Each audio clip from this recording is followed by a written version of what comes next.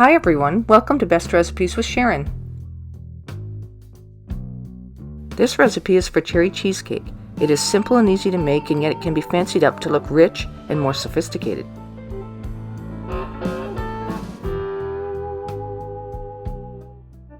So let's start by making the graham wafer base.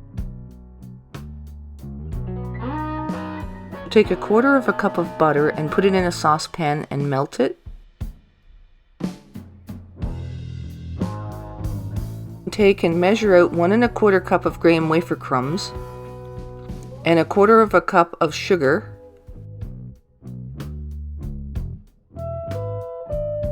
place these in a small bowl and then add the 1/4 cup of melted butter.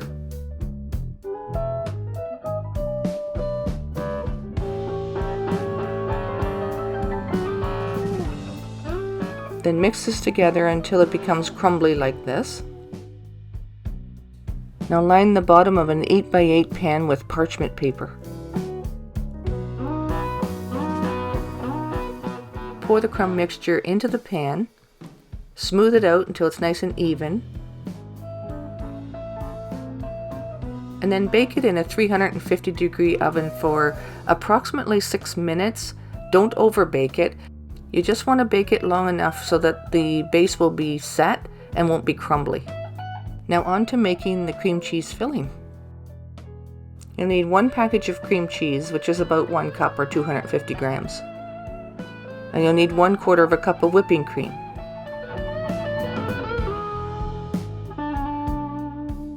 And 1/4 cup of milk.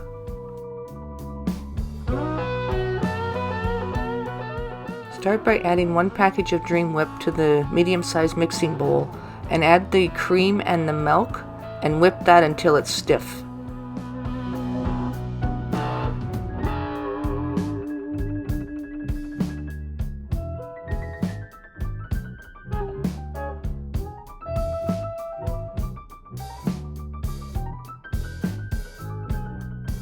So when you take the graham wafer crust base out of the oven, let it cool off completely. Then continue on with making the cream cheese filling.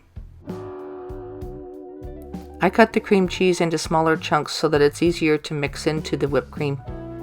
Then I use a handheld beater and mix that together until there's no lumps.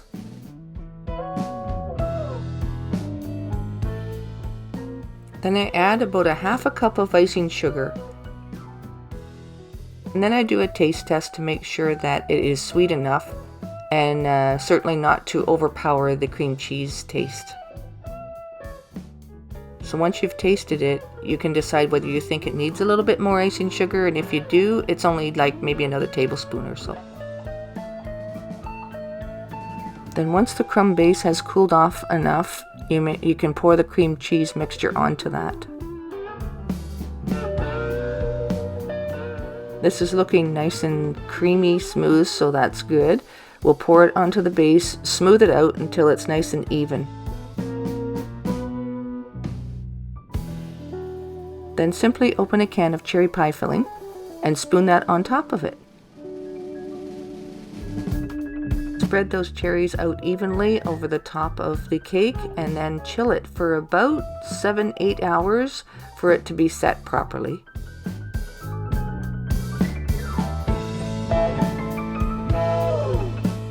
Then you can remove it from the fridge and cut it. In this pan I usually cut about 9 pieces.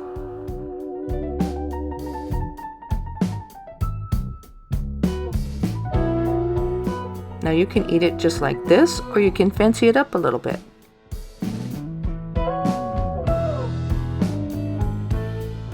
So if you want to decorate it a little bit more, put a piece on a large plate and put a little blob of whipped cream on top, a chunk of chocolate, a maraschino cherry, and drizzle chocolate all over the plate just like they do at those fancy restaurants.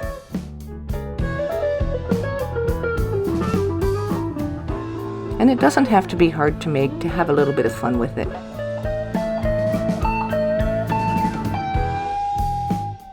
So there it is. It's as simple as this.